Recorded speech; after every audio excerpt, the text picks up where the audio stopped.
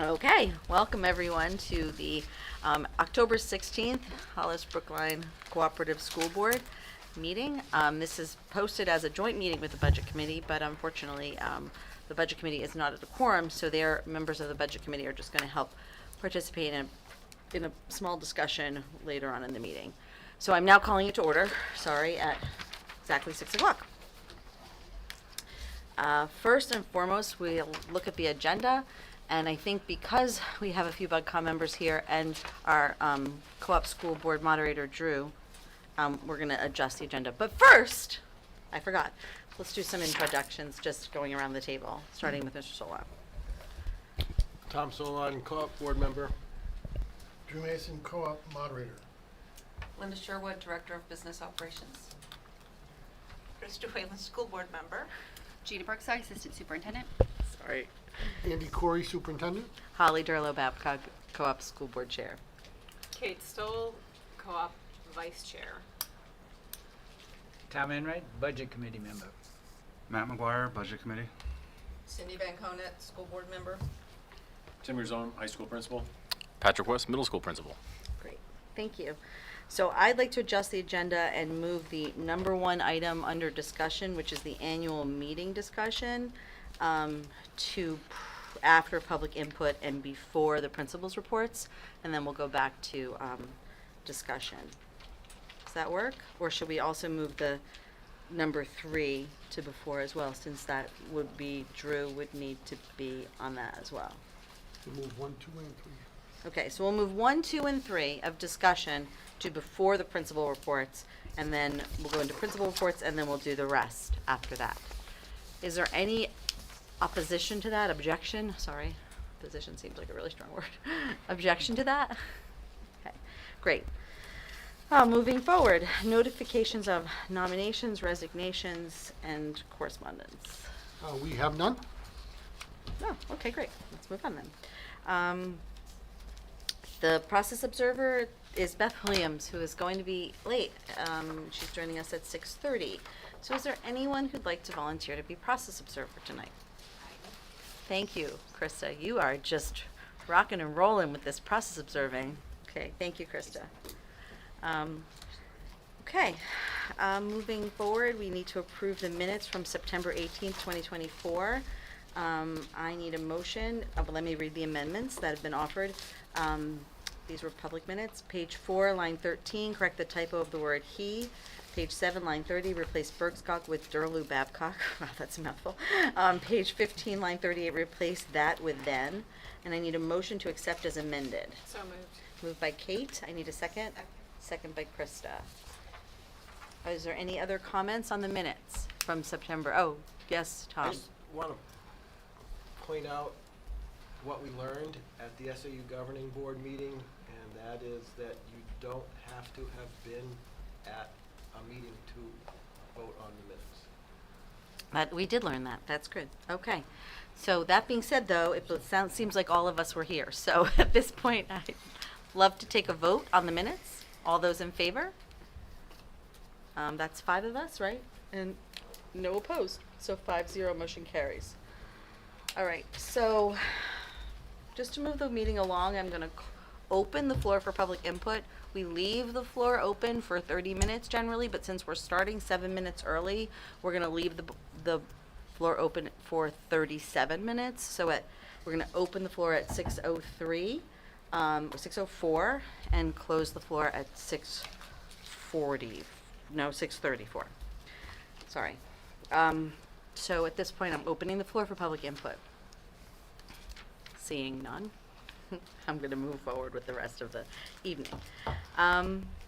So at this point in the meeting, we wanted to have a conversation about the annual meeting, and we invited our co-op school board moderator to attend and some budget committee members. We had heard from a few months ago, our budget committee rep, Tom Solon, presented to us that the budget committee had some questions for the moderator, and the moderator has to put his rules in to the annual report for the town. When do you have to have your rules done by? They really want them in by December. By December. So we wanted to take a moment in the fall to kind of talk about your rules. I think we have some input. I was going to let other members join in. As I said to the public already, we have some members of the Bud come here who have some interest. But Tom, since you brought this up at the meeting that started this whole ball rolling, did you want to start with anything? Actually, I'd like to ask if Tom Enright would, in the sense that it was a comment by Tom at our Budget Committee meeting of some suggestions that triggered the discussion, if you're comfortable with that, Tom. Absolutely. Great. Go So, ahead, Tom. thank you. Last year, I was an ordinary citizen sitting on a very hard seat. And I came to address the agenda that the school board had put through. And lo and behold, in the rules for the district meeting, the first sentence says, "The purpose of the school district meeting is to discuss and act on subjects brought forward by your governing body, the school board." So good, I was there to do that. Unfortunately, I and many other people sat on those hard seats for about 2 hours while we did not address the school board agenda, while we addressed a warrant article which I had absolutely no interest in. And so it sapped my energy and sapped the ability. I was sitting next to a young couple whom I happen to know, who have a 9-year-old and an 11-year-old that they left at home. They were very uncomfortable doing that, but they did it to address the school board agenda, specifically the teacher contract and the budget. And they were very stressed about whether or not they were going to be able to accomplish that purpose.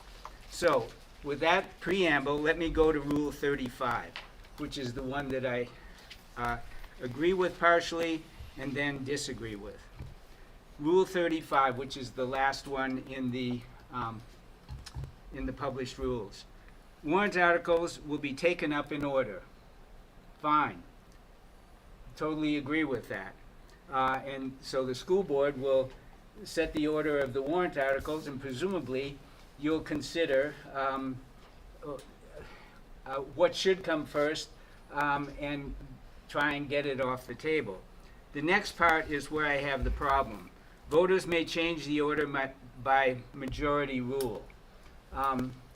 So, in my opinion, that defeats the purpose of the meeting, the stated purpose of the meeting, and my stated purpose of being there.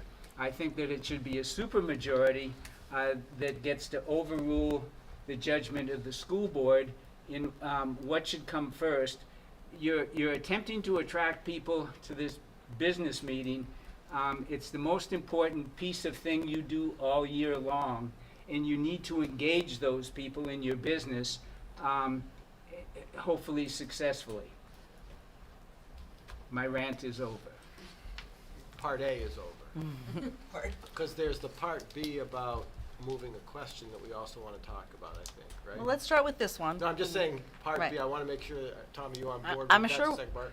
I'm sure we're going to get to all the parts, but if Drew wants to Well, speak, this was the one that really really stuck in your craw. was stuck in my seat for 2 hours Right. getting stiff.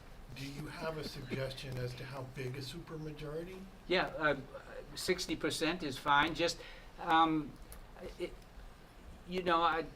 again, this is the most important thing that the school board does all year, is conduct this meeting in front of its constituency. And I'm giving testament to the fact that the people sitting next to me and me were there to do just that, and were foiled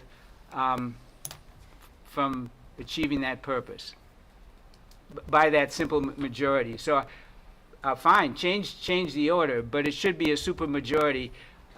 We elected the school board and the budget committee to attend to our affairs and then present them to us in a matter at a district meeting where we can then have our say. I felt thwarted in that end, to that end. Do you think changing it to a 3/5 would affect the result? In other words, if it had been 3/5 at last year's annual meeting, would the agenda as posted held, or would people? Well, I don't know the answer to that. I'm trying to go in a positive direction. If the school board thinks 60%, 2/3, I know in my tenure I contended with a 2/3 vote on an ongoing basis. So 2/3 is fine with me as well. I just, You want to raise the threshold? well, let me add one more piece. I'll continue my rant for a minute. We've had approximately 30 warrant articles in the past several years that I've sat through. Most of them I was awake, and none of them have passed, not a one. Now, Do you mean like petition warrant articles when you say 30 warrant articles? I'm sorry, petition warrant Thank articles. you for Yeah. And so I don't mean to diminish them, but they should come at the, totally diminish them, that is, but they should come at the end of the meeting, not at the first of the meeting when we're all juiced up and I've still got my energy to address the school board agenda. I hear you, okay? I will say that I have gotten a fair amount of voter input to the effect that they want to move those petition articles up early so they can dispose of them permanently and not, drag on by the end of the meeting when a lot of people have left. And so that, So that means that a teacher contract can just wait until we get to it. I don't think so. If you're going to do that, then change the first sentence in your preamble here as to why we're there. I'm quite serious about this, I'm sure you as you are. can tell. I'm sure Tom you will. Solon? Is a motion to reorder from the floor debatable? That would be up to my discretion, and I would say yes. The reason I'm asking is that I've heard the same things you have, that there's a concern that if some of the petition warrant articles were left to the end when only hardcore people remained, that there's a risk that a small contingency could turn into a majority at that time.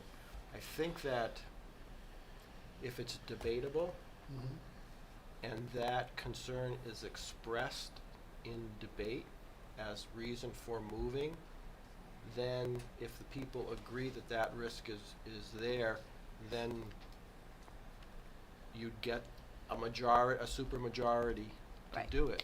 I mean, I think the point is that it's not saying that we want to get rid of, or the suggestion is not to get rid of being able to vote to change the order. It's just to higher the threshold. Yeah. We can't do that. So just to raise the threshold so that folks understand what they're doing, which is putting the business of a petitioner ahead of the business of the district, which is, if that's what the voters want to do, then that's what the voters want to do. But it should be, I think, a supermajority.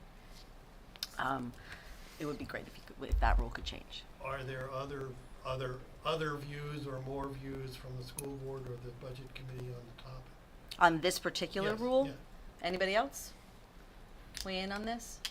I agree with Tom. I feel like it is frustrating that it was 2 hours in and we were seeing people leave and we were like, oh geez, and we knew they came there to vote on the budget and the teacher's contract because it was an important part. So, and I mean, it's difficult because SB2 gets people all riled up as well. But what was interesting, I found with the SB2, is that people voted, were complaining that they didn't get a chance to vote, but they were there, they voted, and then they left. And I thought that was really interesting that they were there, but didn't stay to vote for the rest of the stuff. So, I just thought that was an interesting point. So I would like to see us have a supermajority as well. Okay. Anyone else? I agree with that as well. Does anybody, does the board, does either board have an opinion about 3/5 or 2/3? I prefer 2/3. Is that a higher threshold? Yes. 2/3 is 66%. Thank you. versus- Math, remember? versus 60%. You all know me. 66.6. Yeah, I mean, the higher the threshold, I would say the better, but, you know, Yeah. mhm. Yeah. But, Okay, I'll look into Robert's rules and think about it. I Okay. hear your concerns, okay?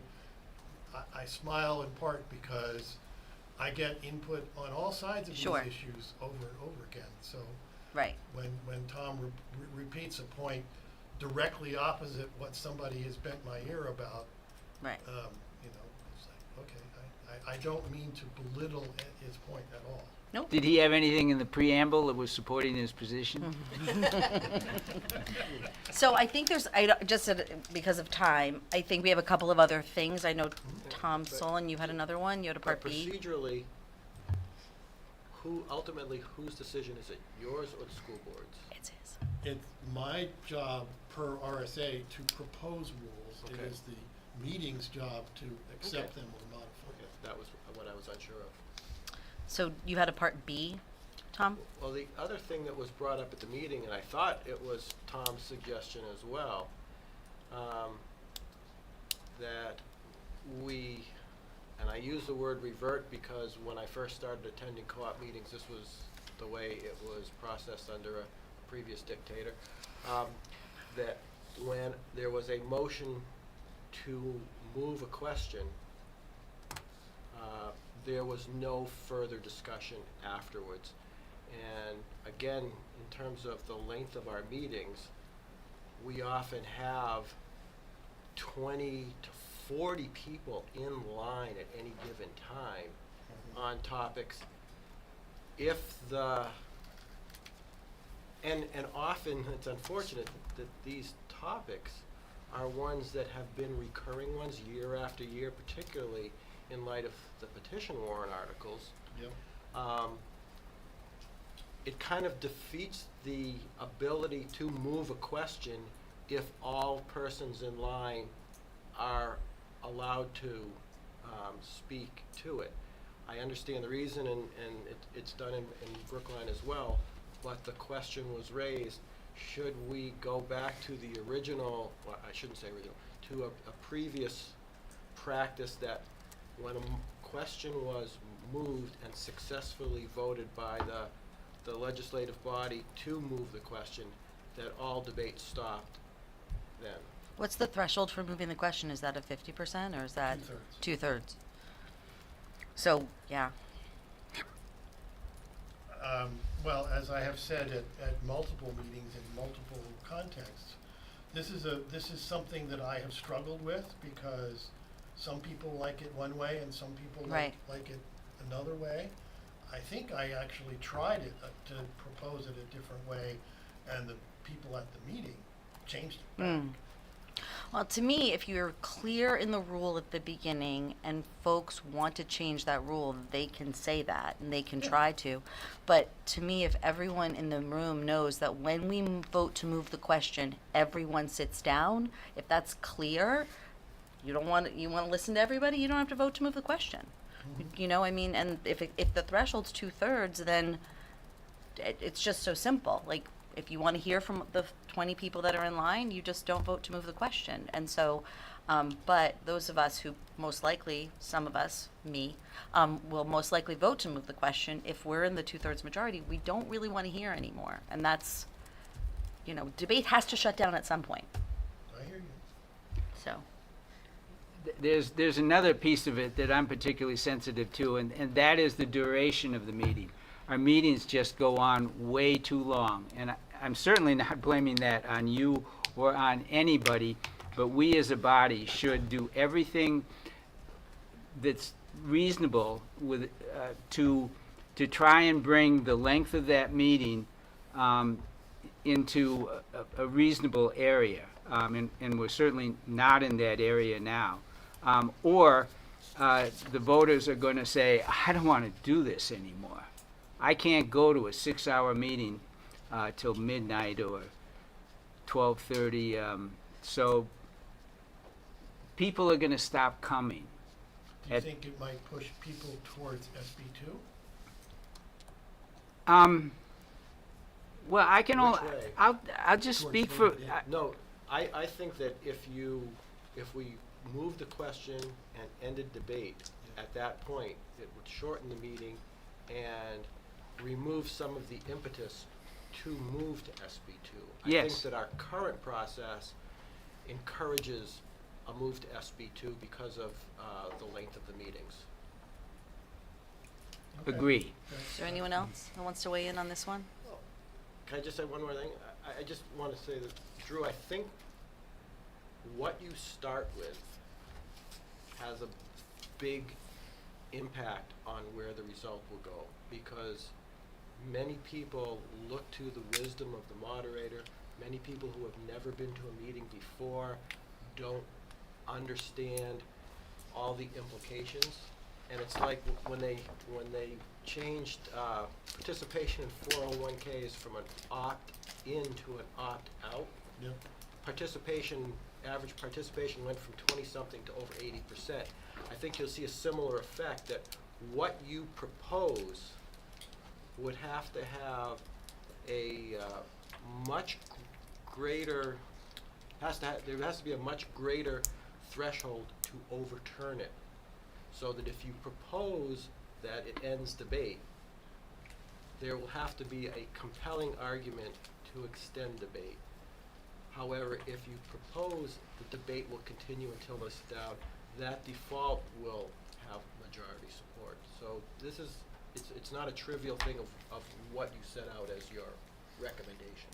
I understand. Often in any situation like this, the person who proposes whatever gets the first major say, and so on. I get that. Okay, I have one other thing. So are we done with that one?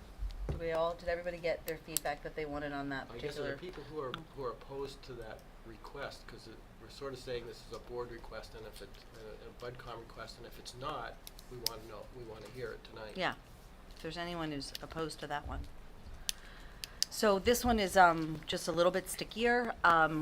So we've been told as a board that when a person puts in a petition warrant, it's not a person, it's 25 signatures. And there's not a petitioner, there's not a main petitioner, there's not one person who's legally the main petitioner. And therefore when, and this has been from our attorney, when you accept and say that that person can have a 10-minute or 7-minute or 6-minute presentation, you're elevating that one voter that isn't even designated in any legal way ahead of all the other voters that get 2 minutes or 3 minutes or whatever you allow. So that's the one thing that we've heard from Jim, and I just wanted to kind of like let you weigh through that. It would be helpful if we didn't have presentations from petitioners, petitioners? Because it's not. Petition warrant articles. Right, because it's not one person, it's 25 people, and we can't give everybody 5 to 10 minutes. You're asking to not have presentations at all on petition and warrant articles? Correct, because Not from petitioners, yeah. What we have been advised is that is the purpose of the public hearing on a petition warrant article. That is viewed to be the opportunity for the petitioners to explain and present. And what we've heard is that when you allow someone to present on a petition warrant article, it essentially empowers that to the same level as the board or the budget committees Who've been elected. who have been elected to act in that capacity. And we've heard this a few times, but never as clearly and succinctly as we've heard it recently. Because what's happened is the lawyers have come, we've had a few different lawyers attend our meetings in recent years in support of it, and they're shocked at the some of the leeways that what they call leeways that are present, and this was one that was particularly highlighted for us. Mm-hmm, yep.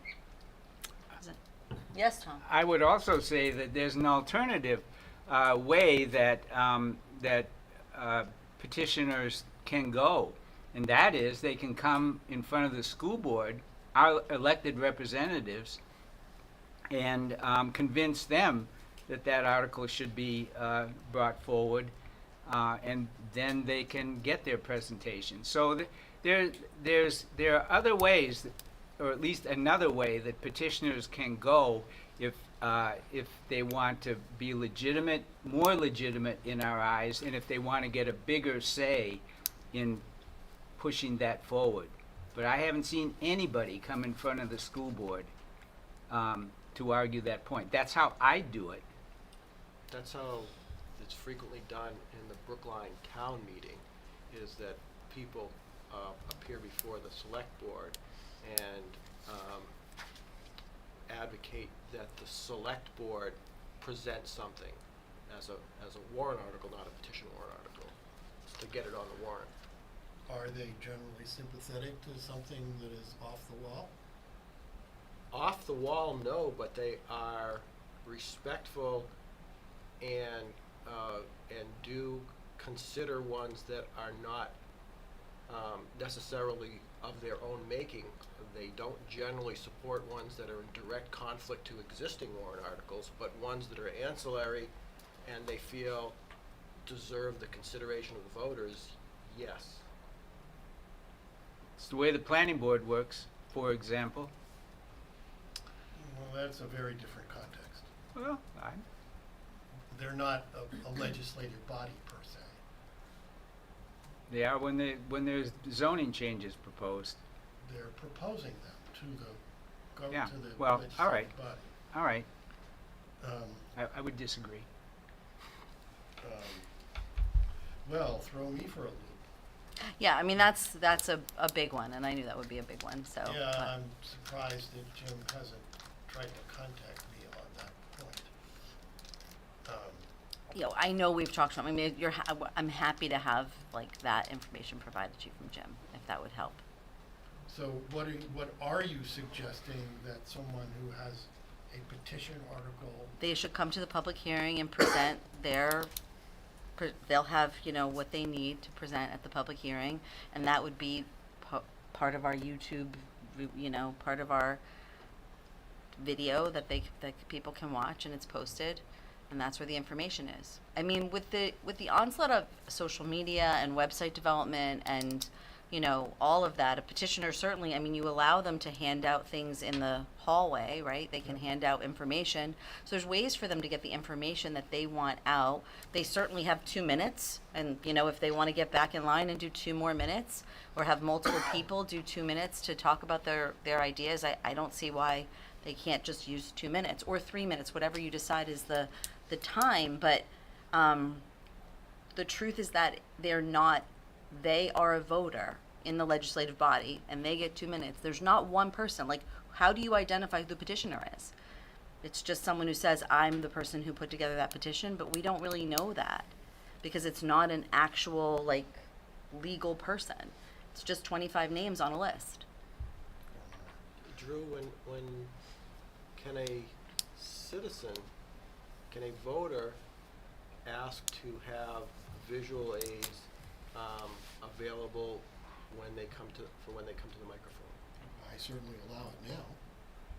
So, I guess what I'm hearing is that the option that exists is that if someone feels they want to talk to one of the articles, whether it be a board article or a petition warrant article, they have the option of asking in advance to have something available for a slide.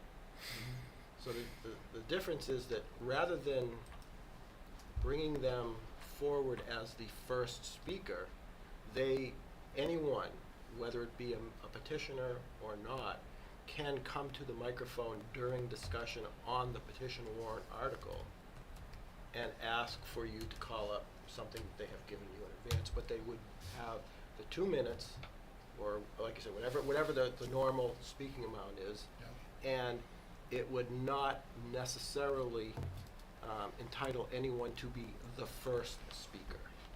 Well, the first speaker is by tradition, the person who moves the article, whoever that is. Okay, Right. And, So okay. is there anyone else who wants to weigh in on this? If I may, I find it frustrating that we have, most years, 2 separate public hearings, one in Hollis and one in Brookline, for petition warrant articles, and nobody from the petitioners shows up. And then we give them 10 minutes in front of the annual meeting. That's very frustrating, because it sends this message of, our time is not valuable. And the only people that usually show up in recent years have been people opposed to it. So I find it to be somewhat abusive of a process that was created to allow citizens more input. okay, let me run a not so hypothetical at you, that is sufficiently parallel that you ought to consider it. We have, an apportionment meeting in the office. Last time we did that, we had 2 different proposals from, citizens, on a alternative formula. Are you suggesting that in that context, they get their 2 minutes to explain an apportionment formula to the voters? Yeah, I guess that's what I'm suggesting. I don't like that part at all. Yeah. Because you're talking big bucks. What's complex about an apportionment formula? I mean, it's any different than someone who's proposing a 20% cut in budget, or a budget cap, or a completely new method of voting. I mean, these are all high stakes activities. Well, part of it, what's so critical there is you're talking about a 5-year commitment. Mm-hmm. And it is a special meeting. I mean, we have, I don't recall there being a lot of complexity to the presentations on apportionment. I remember a fair amount of contention about what's the definition of fair. And I'm not being facetious. No, I know, I've just sat through a lot of that Yeah, discussion, so, I appreciate you bringing the parallel, but I don't see that it changes my view on what's needed to successfully do it. But I'm particularly sensitive to what Andy brought forth. I've been to a few hearings, not too much in the last couple of years since I haven't been board chair, but to hear that no one in support of the petition warrant article is even making an appearance is very disturbing, because that's truly the area where it's supposed to happen. And I look to things such as Brookline's school district's SB2 meeting. I mean, if they don't come to a hearing on that, there's no option of getting to the voters, because the voters don't come to the what do you call it? Deliberative session either. So that's an interesting point for me. How does Brookline deal with SB2? I mean, do they have public hearings? Do people come? Do Yes. they have deliberative? Well, no, they have public hearings, but apparently people aren't coming. We have deliberative sessions, and the petition warrant article is read there and is discussed. But for the majority of voters, Yeah. the only exposure they have to it is what's written on the ballot, or Right. what they've read in social media. Right, when they come to the actual polls. Well, misinformation on social media. There's both. You don't know which is which, depending on whose post you're reading and what you Right. wanna believe. So is there anyone else who I'm wants to? just throwing this out there for the apportionment part of it. That's not usually a petition warrant article. No, those are usually amendments. Yes.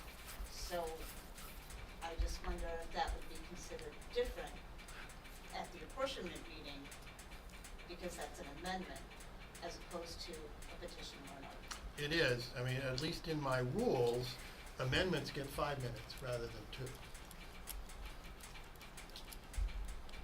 Okay, I'm just throwing it out there, I don't know, because I do look at that differently than I do a petition warrant article at our meeting. If we're there to discuss apportionment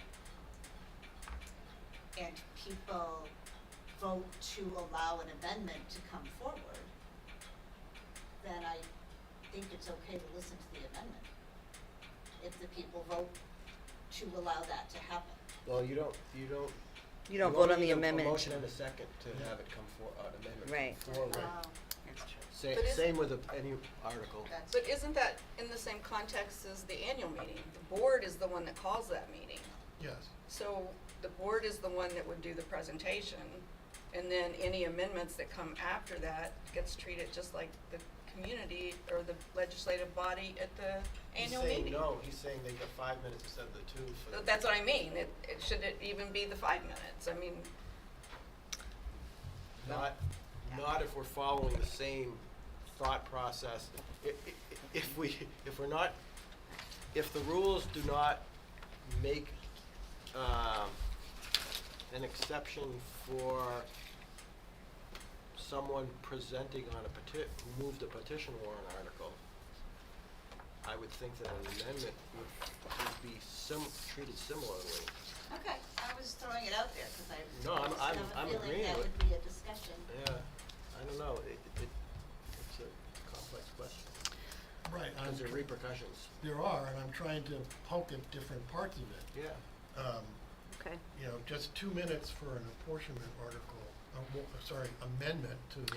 Well, I didn't say article. that. So when you posed the question, I thought you meant like a petition warrant article, like a petition warrant on the, like a petitioner would present a different apportionment formula. I'm not sure how I feel about 5 minutes for an amendment, because I do see a little bit of a difference. So the difference for me is a petition warrant article is brought by 25 people. I don't know how we can identify who that person is except when they say, I'm the person who put this together. But legally, according to Jim, there's not one person who's the petitioner. Somebody who comes up to the microphone in a moment, has not had an opportunity for a public hearing, just wants to amend the work that we've done, I don't have necessarily a problem with giving them a little more time, because they're trying to amend, and they didn't have the public hearing or the time before. They're sitting in the audience, in the legislative body saying, I think I want to amend this. So I don't have as much of a problem with that as I do these planned 5 to 10 minute presentations by one petitioner who's elevated above all the other petitioners. That's the crux of it for me. We're elevating somebody above all the other 24 people who've signed that. And That's a good point. that's the crux. Whereas an amendment is somebody who has not had the opportunity to attend the public hearing. Maybe they did and wanted to amend it, but, that's Well, different. and the amendment is actually speaking to the business that we brought forward. Right. It's not a different issue. Right. Good point. That's where I come down. Is there anybody else who has another comment on that? Are there any other? Yes, sorry. I'd like to note, I don't think apportionment's a good example because we've moved that to a separate meeting. And you know you're coming to talk about apportionment, and you know that's going to take time. Because I agree with you, that's a 5-year commitment of money. And that's why the board specifically moved it. I think what we're looking at is the annual meeting in just the context of the annual meeting, and that's why we've taken apportionment or anything to do with the articles of agreement and moved it to a special meeting. And we're trying to do, I think, what Tom Enright pointed out earlier. We get so many complaints. Like you say, you hear from people. Well, we hear from people all the time about how long our meeting is, how ridiculously long it is.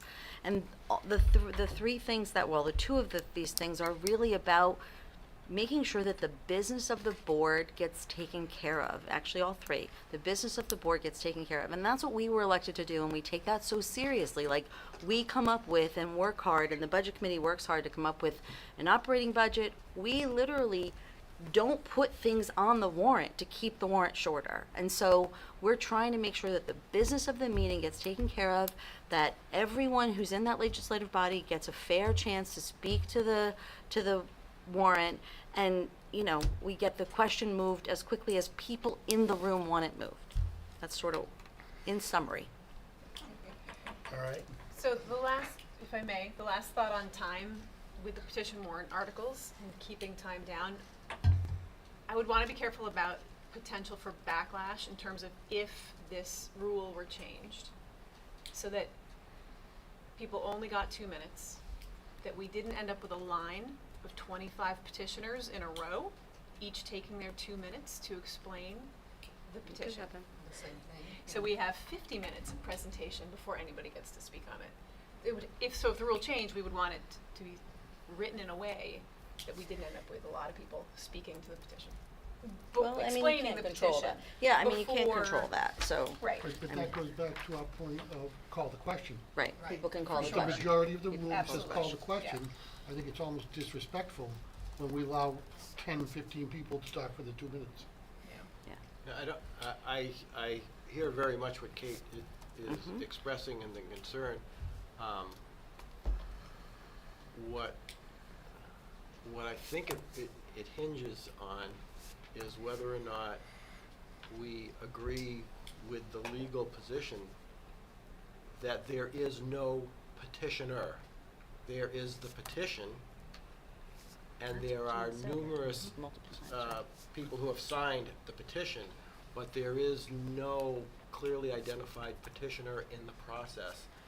And we have sort of artificially empowered someone By to do tradition, that. right, the tradition that we've had.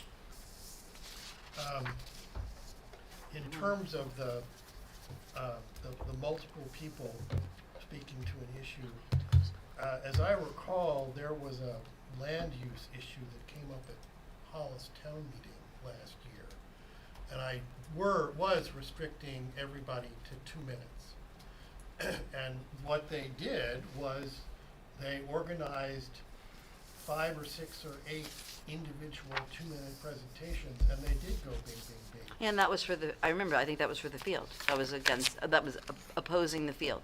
And but they have to get in line, they have to be there, And you know, they did. they have to coordinate, and that can happen. So you know, And I would add, I thought those individual presentations were more effective than a 10-minute presentation.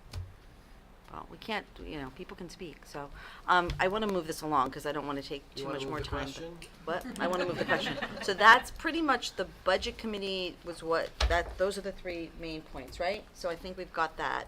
At this point, we want to talk a little bit about the Can I- dates. Go ahead. Can I? Sure. I want to move forward, but go I ahead. know Oh, and you wanna also, move I'm forward. closing public input at 6:43. Thank you. So, One of the things that I have gotten a number of inputs on had to do with tabling some of these things, and whether it was appropriate to table them before they even got brought up. What's your position so far? What has been your position in the past? My position I started out by saying no, and then I moved to, if you can get 2/3, then you can do it. But I have to think about how that would interact with these other changes. I mean, if someone gets 2 minutes and then somebody else can get in to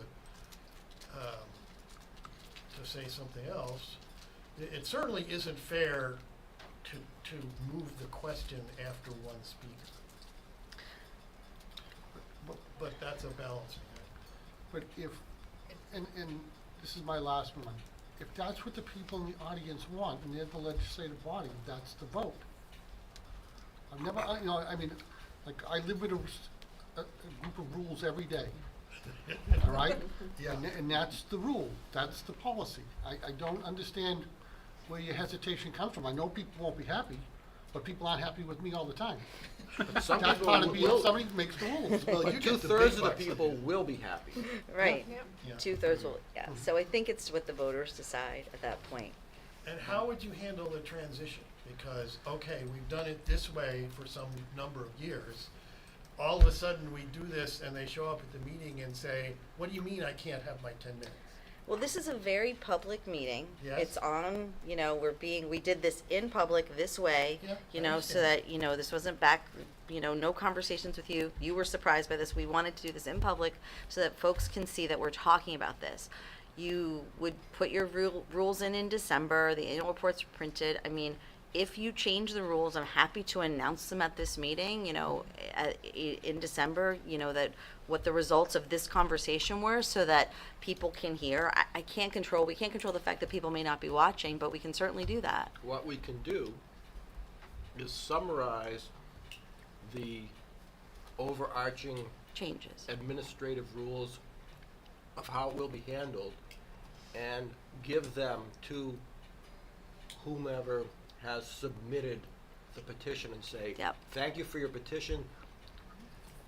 Here is how it will be handled at the meeting. Yeah. So It the rules. outlines that you'll have your hearings Mhm. and that's your opportunity to present to the public. It will be posted. If you want additional publicity about the hearings, you're free to do so. At the annual meeting, the warrant will be read, and all voters, including those who may have been petitioners, will have the same opportunity for their time at the microphone during As long as the voters discussion. allow. Yeah. All right. So, but is that correct, Andy and Gina, that we could prepare a sheet, an information sheet that would be given to whoever submitted a petition? Yeah, but I don't think there's specific rules. I'm not sure what Drew's gonna do, but I don't think we've identified specific rules for petition warrant articles, just overall rules of the meeting, like the order of the business, and that each speaker will be 2 minutes. Let's say he agrees to that, and that there won't be special presentations, et cetera, et Yeah, I cetera. think So just the overall. Jim could help us draft whatever's Yeah. appropriate, but they could be given something. Right. Yep, on and this- we could also push those out with all the other information. Yeah, that and there's you a want to be preview. telling them they need to focus on the public hearing Mm-hmm. and prepare their presentations for that rather Right. than for the annual meeting. Right, Okay. but we don't know they're coming. If anybody calls me, or is more than welcome to call me, and I will get them legal advice if they need it on how to do the petition correctly, but we don't know until usually 4 o'clock, 5 o'clock, the day the petitions are due.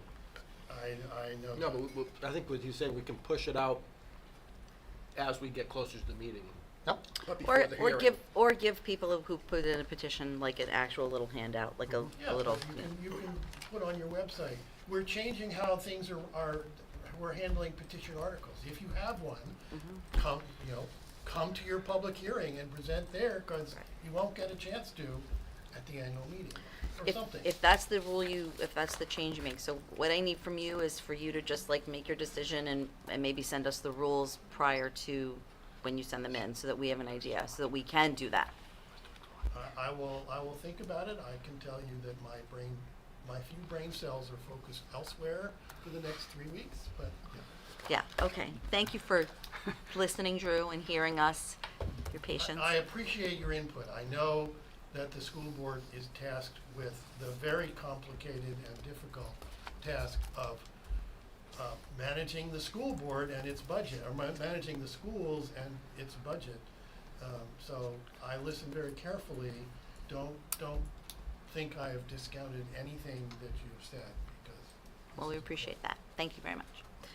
I'm gonna move on to the next discussion item, which is the, I don't know if you guys need to stay for this, but you might want to, because this is the annual, meeting dates, and then after that, we're gonna talk a little bit about the, a special meeting in FY '25. So, these are the dates. You're presenting this, I'm not. Sure. The co-op meeting this year is the first meeting. The actual school district meeting day will be March 4th, with a snow date of March 5th. The last day for petition warrant articles, so any citizen petition, would be due on February 1st. Our public hearing date, Monday, February 3rd, with a snow date of Tuesday, February 4th. Each of the dates outlined as far as posting of the notice, negotiated cost items, which we don't have contracts, but we have one contract this year. All of those dates are included. This will be uploaded in the coming days to the school board and school district websites. So anybody that may have any questions could reach out. This has been approved by our attorney and has been reviewed by the moderators from Hollis and the co-op, and we are, at this point, good to go. So the moderator from both Hollis and the co-op have seen this already, Correct. and we're okay? Yep. Okay. And so is the budget committee chair, so I'll, Okay. What kind of day is February 4th? Do you know offhand? that's a Tuesday? February 3rd? Monday? It's a Monday. Monday and Tuesday. And, the public hearing date's here, then if there's a petition warrant article that requires us to go to Brookline, that's not on here, right? That's correct. And there are some petition warrant articles that if they're turned in on Friday the 1st, can just be brought to Monday night. There are other petition warrant articles that would require the school district to advertise them in the local paper, which most people know we don't have one. So we spend the expense of publishing those in Nashua and Manchester, because we have nothing local. And then we have to have special nights for those warrant articles to have to be a public hearing. Okay. The note at the bottom about 6:30 PM start for all meetings, it's got an asterisk. Is it all meetings, or are there some meetings that I'm just not seeing the asterisk? The asterisk is just all meetings. It's to Okay. draw a note to it. Okay. The Hollis School District is starting at 7 typically, but I don't think it matters.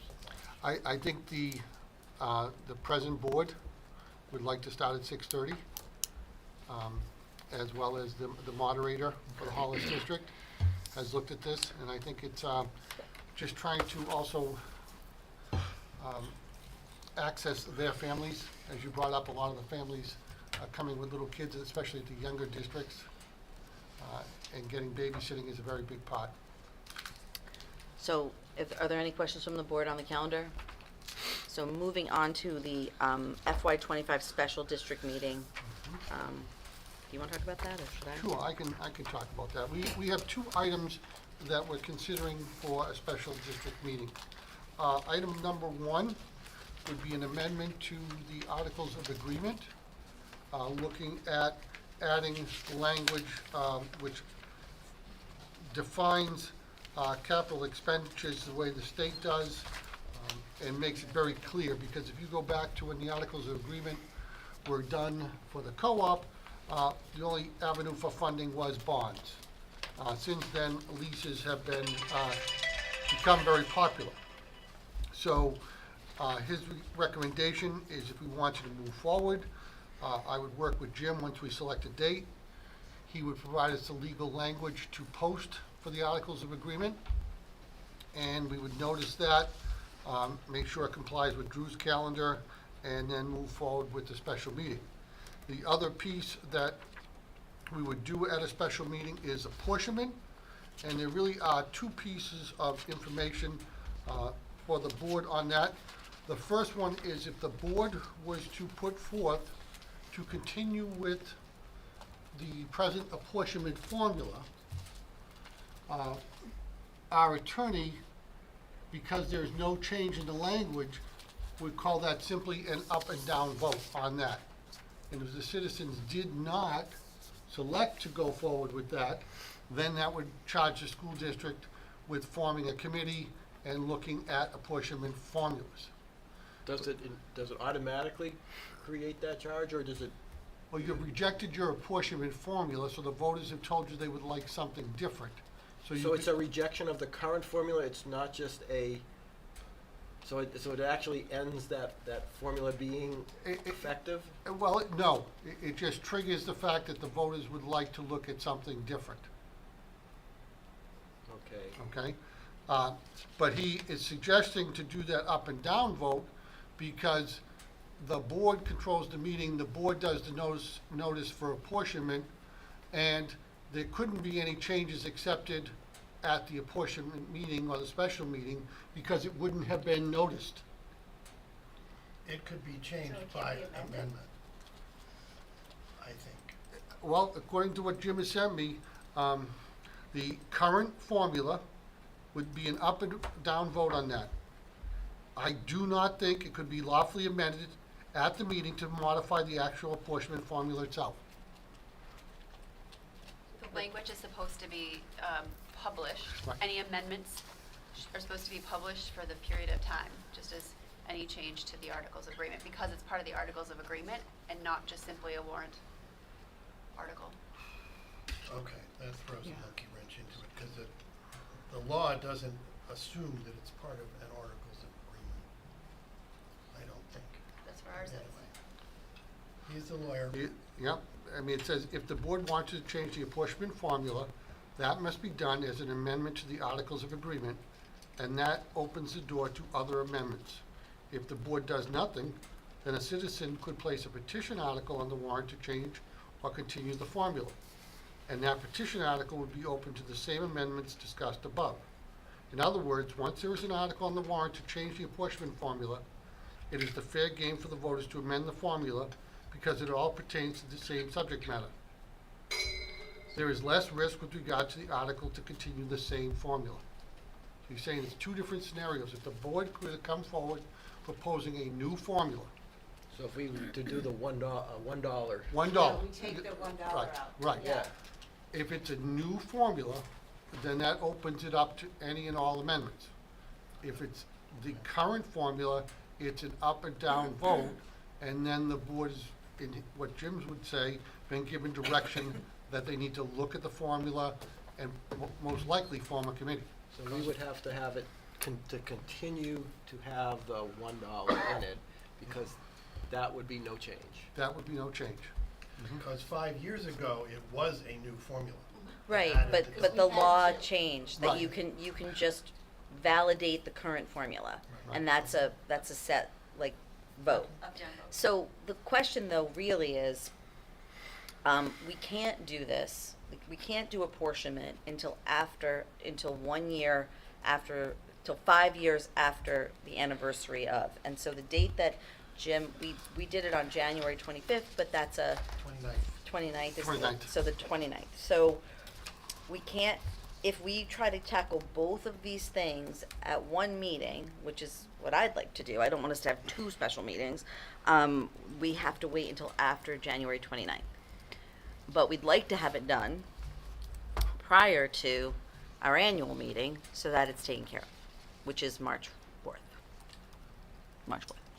January 30th is Thursday. I think that there's a conflict, I know you might have a conflict, right, Right, I would not like to do it before the 4th of February. February. Okay. So that gives us a date in February, which is a fun time Public for. hearing dates are on the 3rd.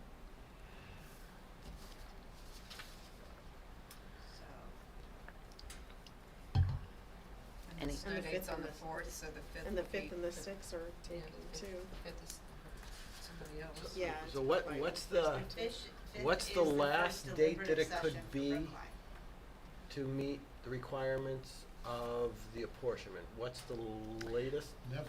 There's no latest, it doesn't Okay, have and to then what's be. the latest that it could be for the one about, for changing the Articles of Agreement? To change it to add the wording for the lease? Yeah, I mean, as long as it's done and in place before is it 25 days? the annual meeting. But So- would the public hearing So be what's, different? what's the window from when we can start talking about apportionment to when we have to have the special meeting concluded? You need help with that. Is 25 days, is that calendar days or business days? I don't know. Calendar, I believe it's calendar. 21, 22, 23, 24. The 7th would be 25 days, so the 6th or the 7th would be Well, what was the anniversary date of the apportionment change? 29th of January. So you're looking at the first week of February, no matter what. Well, we could do it on And Holly, Saturday. what did you, how does that fit in, does that conflict with one of the goals? What? Does having it in early February conflict with one of the goals? I don't of think so. scheduling? My only question One is, of the goals? You mean the goals of the, Well, you had said we have a conflict. I remember when we were first talking about it, there was there's, something, the conflict came from the availability of the moderator. okay, and when does that, what's that window? That's till the after I can be available on the 4th, the 4th of February. Which is the snow date for the hearing. yes. So what if we did it on the snow date of the public hearing, and if we haven't used the snow date of the public hearing, can we do the public hearing before we do the special meeting? Well, the snow date to, oh, did it on the 4th? Well, like if we do it on the 4th, which is the snow date for the public hearing, if we have to trigger the snow date for the public hearing, can we do both? Yes, have Could- the snow, could we- have the public hearing at 5:30 and then, Right. Can we post the public hearing as a the snow date for the public hearing at 5:30 on February 4th, and then that doesn't, it just means we have the public hearing, and then, I mean, it's more meetings for everybody, but it's one day, and then it's one day. So were you not gonna What if we take did care it, of if that's when you're available, Drew, but I don't have to, and that's a Tuesday? Is that a Tuesday? Mhm. So, I mean, it seems to me like that would be the most sense, because we're all kind of putting the snow date on our calendar anyway, aren't we? Aren't we all? I guess what I was wondering is, instead of having the 4th be the snow date, do you wanna have the 4th be the primary date and just do both of them, so you're not asking people to come out on 2 separate nights? And have, Well, I was thinking actually, yeah, like, I mean, I was So actually can- thinking that, but is- then there's no snow date then if you do well, two is the four. 5th available as a snow date? We are over at our deliberative section in Brookline. Right. Brookline's first, that's your first deliberative. Right. can I just put one thing out there? Does it, if we're looking at amending the Articles of Agreement to include the potential addition of the lease in the hopes of using it this year, does that have to be in place prior to the public hearing where we're presenting either the bond or the lease option? Good point. I would think that our attorney could write the warrant article that would allow the board the ability to choose the best funding path at their disposal. I can check with Jim. So we could present it both ways at a public hearing? Yeah, because the board could present it as a lease, and the board could present it as a bond, and then withdraw one if they needed to before the meeting. So you can withdraw an article prior to the meeting? Yeah. Okay. Can we do the public hearing with the budget committee, correct? So we'd all be Yep. together. And Yeah. we vote on all the amendments, correct? Yeah. It's a long meeting. Is it that Okay, long? I'm just though? asking. No, And it's not that long. I No. mean, we just talk about them quickly, so, I mean, I know Darlene has a presentation, but if this is like triggered if the snow date happens. Do you So wanna if the snow date make happens. the snow date the 27th? I understand it's a Friday, but, I mean, Well, I don't know if I Not the want to, I 27th, think Chris is 7th. asking, do we want to build it that way? Do we want to intentionally build it so that we have the public hearing, which is our joint meeting with the BudCom, where we do have Darlene do a presentation on the budget and all of that, so it can be not super lengthy, but it would be a little while. Do we want to build it like that, or do we want to just kind of say, all right, it's potentially could be that because of snow, but if not, the public hearing would be on the 3rd, Okay. and then I our was just meeting, and then the thinking- special I'm meeting just would be on the asking 'cause 4th. That puts you Because if guys we're out like every saying night. that now we want petitioners to come to the public hearing and do their presentations, that's going to make Right, right. the public hearing a lot longer. So If the- we had that, right. the two of them together could. Yeah, I wouldn't say that we intentionally have the public hearing and the special meeting on the same day. However, I think that if we use the 4th and it's a snow date, it's one of those like, life happens, it snowed, we live in New England. and the other thing that we discussed, and one of the reasons we wanted to hold this discussion with Drew here is, is there the option of having it earlier in the month of January with an alternate moderator? Well, in terms of the apportionment formula, no. It has to be the 29th or later, because it has to be 5 years. Right, but Like, say we wanted to do it on February 1st, Drew, which is a Friday, or February 1st, would we have is there an ability for you to designate a moderator? If you can find a person willing to do it, yes, there is a procedure for such. I mean, we could, January, what's it, 30th is a Thursday. And does the appointed moderator have to be someone who's an current co-op assistant moderator, or could it be No. could it be the Hollis School District moderator or the Brookline? It could be any registered voter who is of Hollis or Brookline, who is willing to do it, and that you're willing to. So I don't know if we can make this decision tonight, because I think we need to do a little research. So we need to see if there's anyone who's willing to do it on the 30th, unless the board feels like the 30th isn't the right date. Like, I don't know what I you. would rather do it on the snow date, because like you said, we already have that marked on the calendar. Right, okay. I mean, that's just another meeting for Andy and Gina to Yeah. come up I just the week before. hate to go back to back. Well, but remember, they should be two different settings, because, I mean, if you're saying that one's a special annual meeting, you should be equipped to handle the crowd. And Right. traditionally, we do the public hearing Here. here. I'm just thinking about getting people out 2 nights in a row. I understand, but to be honest with you, we don't get anybody at public hearing. So maybe we can get somebody for a special meeting. I mean, I don't know we've had anybody, except probably Drew the last couple of years, at the public hearing. Although we're going to try to Yep. publicize that we would like them to come if they have a petition. Yep. So, If we do run into a snow date situation, you might want to just hold the public hearing in the gym. well, yeah, that's what we would have to do. Yeah. Yeah, we'd have to do it in the gym. Well, to Holly's point, I have a little more information than I did. Let me go back to Jim and bring this back to the November, because I need him to look at the dates, do all the technical postings that would have to be done, all of those pieces to make sure we don't have any other conflicts. So I think right now the board is leaning towards the 4th.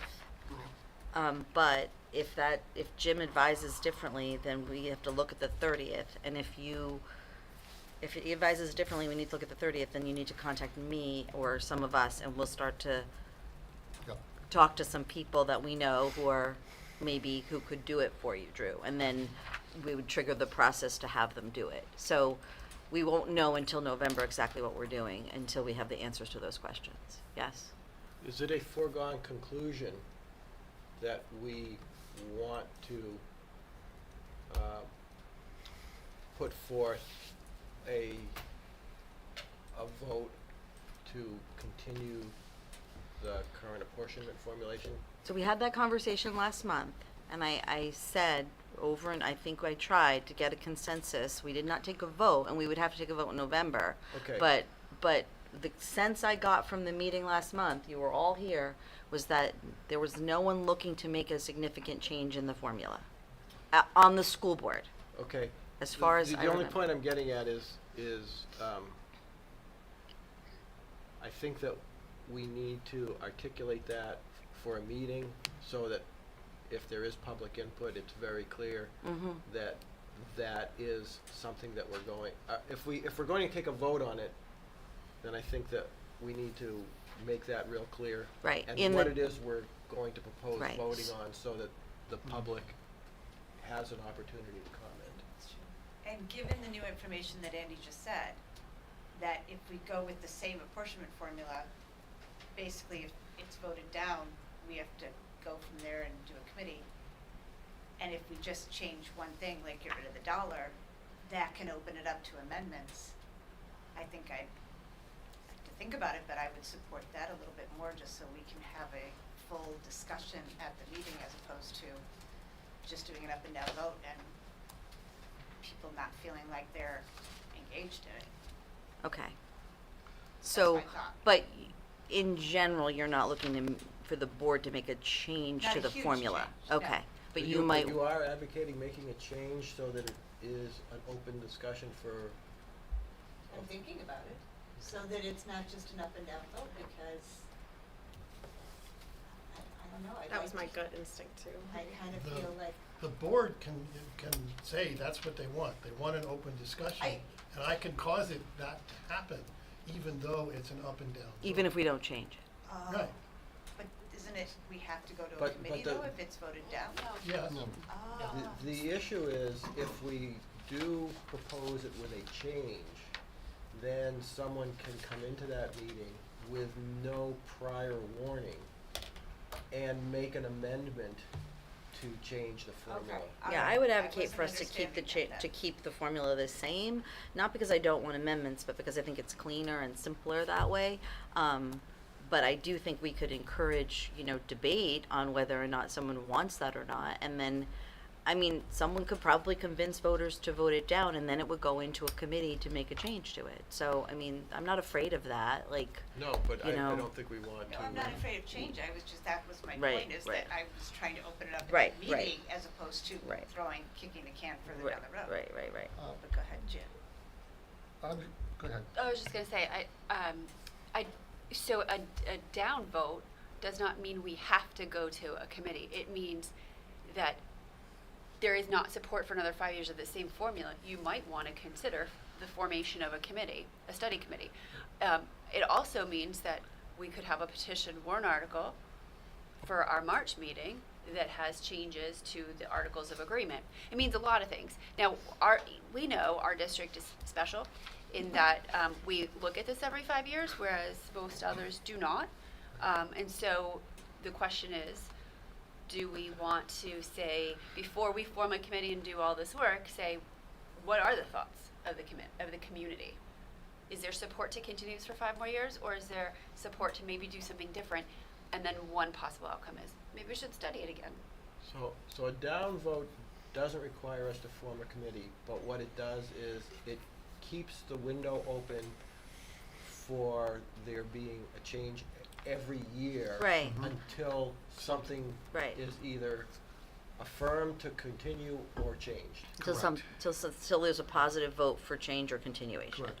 But Right. what I would be concerned about is if it's a down vote and no one can bring forward their amendments, getting a petition warrant article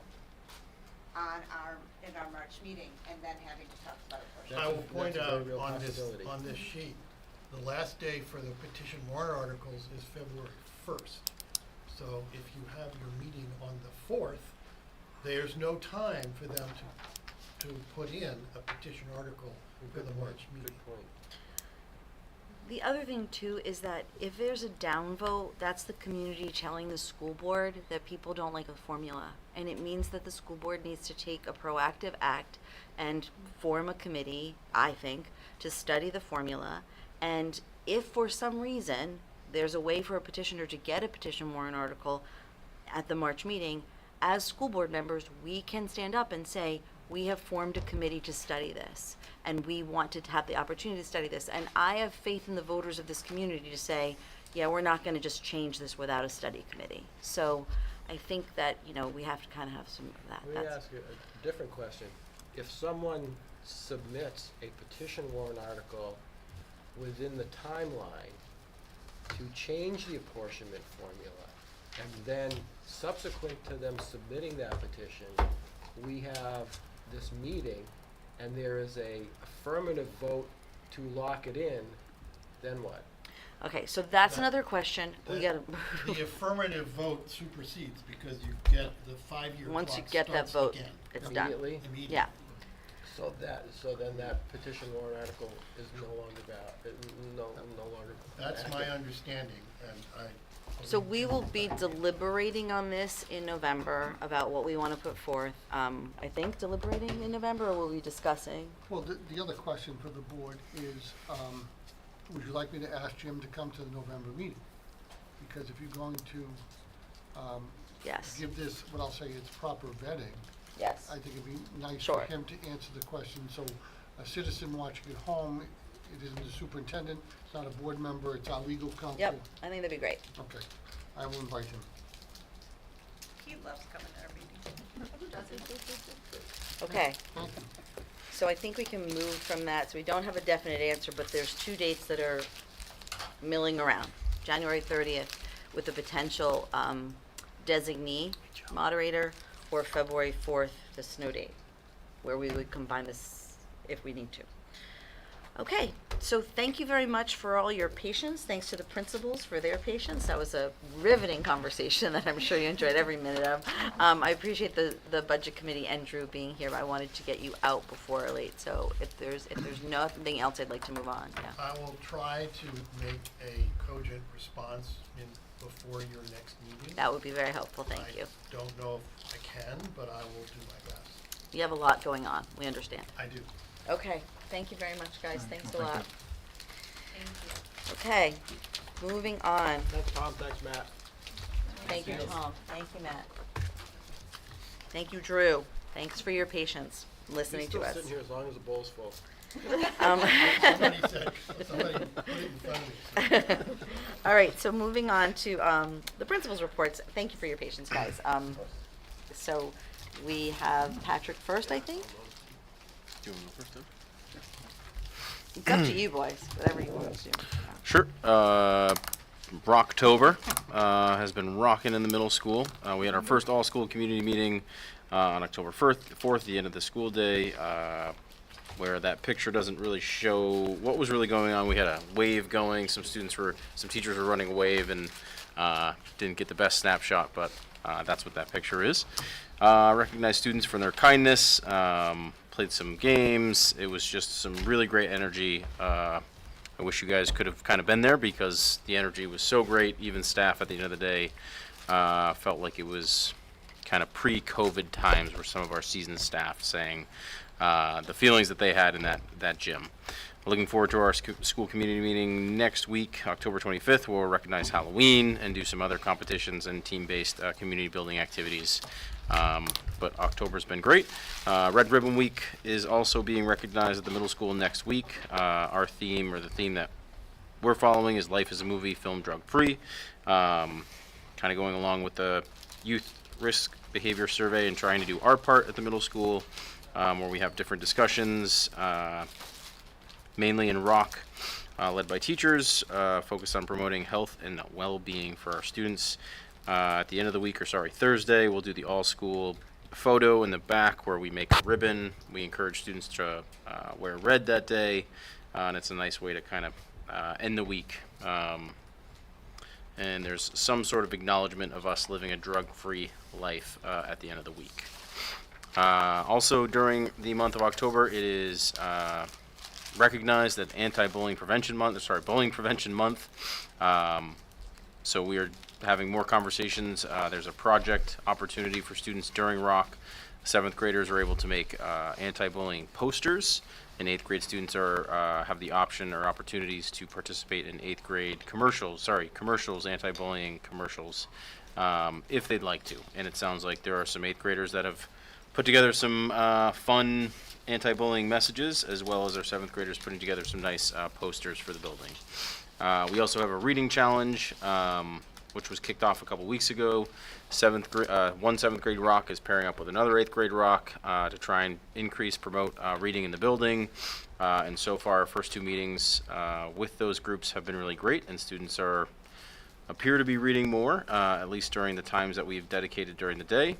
And staff and students are both taking part in this reading challenge, and so far it seems to be a nice way to continue on with the competitive spirit, but also in increasing student engagement with reading. I have attached to my building goals, or our building goals, for this school year. And there's not a new course proposal, so I apologize for that, but I will speak to that in our goals when I speak to those. And then some upcoming dates. So before we talk about the goals, Any questions? just Yeah. any comments on the principal's report? I have one. So, it's more a question for Tim, but it's also for you, Patrick. So I see that you've been working to address the findings from the Youth Risk Behavior Survey, but the Youth Risk Behavior Survey is sort of at the high school level. Correct. And Tim's the one who receives all that information, so I Yes. assume it trickled down to you, obviously, to the middle school. We noticed some things on that survey that were indicated that there were things going on maybe in the elementary level, like the 6th grade and 5th graders. Has it been pushed to those principals as well? I can't say it has. The conversation took place here at the co-op school board, and then Patrick and I talked Right. Offline. Right. I have not shared the data with the elementary school principal. Yeah, there's just a thought that occurred to me when I saw that you have stuff in here that you're addressing the youth risk behavior survey, but that wasn't done in your school, and I was thinking it was specific, there Would were close the loop. specific Yeah. references to Yep. 5th and 6th grade, and in many, many districts, those kids are considered middle schoolers, so, Yep. so, And just so you all know, we've been doing Red Ribbon Week since I've been here. Right. But because of what we've kind of discussed over the last year with the youth risk behavior survey, I just felt like it was an important connection for us to show that we are trying to have those right. conversations We've with been middle addressing schoolers. this for a while, but you've made the actual connection to the youth risk behavior survey, and I think that's an important distinction to make, so. And then my other question is to both of you about these principal reports. Well, they're in our agendas, and that's great. Would it be possible, and this is sort of a question for the assistant superintendent or the communications person, could these be sent to Hollis Brookline Rotary's online newspaper? Because I know I spoke to Julie at Old Home Day, Julie Rowland, who does that, and I don't know if she can be added to the distribution, but they're always good. They're so positive. They're really a great summary of what's going on in our schools. But I think you guys have to discuss that as a leadership team, if you feel like they're an appropriate thing to put out, and like to put out so public. It's public. It's always public, but I just don't know. That I was will just, say, Chair, just in my practice, I was sending them to Julie for a few months, and Okay. then I think I just kind of dropped the ball Okay. and stopped sending them to her. But I can certainly talk Yeah. with Gina about if we want to Right. send them to her directly, or if we can just add her to our communications list. We can talk about that. Okay. think about it. I'm not asking for an answer, just a bug in your ear. Any other questions? I'm having lots of questions today. Okay, do you want to talk about your goals, Patrick? Yep, and most of them are kind of review, refine, monitor. Just trying to remember which one was my first one because I printed this. And Infrastructure was the first one on my list. Infrastructure, perfect. School safety, I think just a few highlights for our school safety are the avoid, deny, defend changes that we've had, moving on from the traditional lockdown. And we've been practicing reunification drills over the last year or so, with the goal of all schools doing a reunification drill this year. So that's the infrastructure. We continue to be safe here at the middle school. Essential standards is the next one. We have our life skills program here now at the middle school, which goes along nicely with what the high school offers. We started with the life skills program ESY last year. Catherine Ransom updated, and this year we have our life skills program back in 110, which is kind of our home ec room, which is a nice space for that program. Future ready. We are monitoring our writing course, which was presented last year by Catherine Ransom. So far, everything seems to be going really well. It's a group of 7th and 8th grade students, small group, but we are seeing a positive impact already this school year, specific to our students' writing development.